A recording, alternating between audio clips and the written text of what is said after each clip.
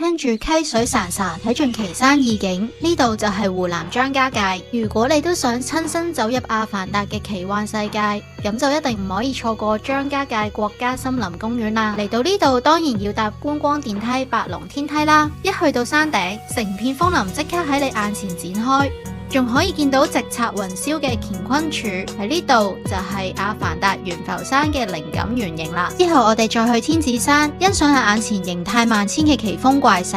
當你企喺雲清岩觀景台放眼四周嘅時候，眼前壯麗嘅景色絕對係會令你哇一聲噶。跟住我哋就會去有世界最高吊腳樓之稱嘅72騎樓。夜晚一亮燈呢，呢度成個地方就會即刻發生成為現實版嘅千與千尋，仲會帶你暢遊4A 級土家風情園。嚟到鳳凰古城，日頭就可以慢慢行下古城，欣賞下充滿民族特色嘅建築。所謂鴻牆黛瓦配古韻，真係隨手影都係明信片嚟噶。仲會帶你睇下原生態嘅苗族村寨密榕苗寨。如果你想品嘗山野嘅鮮味呢，就一定要去天滿樓嘅野生菌宴啦。仲有鳳凰古城人氣十足嘅苗黃宴，保證每一道菜都充滿驚喜。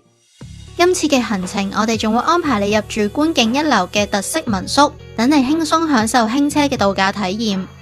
另外仲會安排你入住國際品牌酒店，保證你住得舒服又安心。如果你都想咁樣玩盡湖南張家界，就快啲嚟美麗華旅遊報名啦！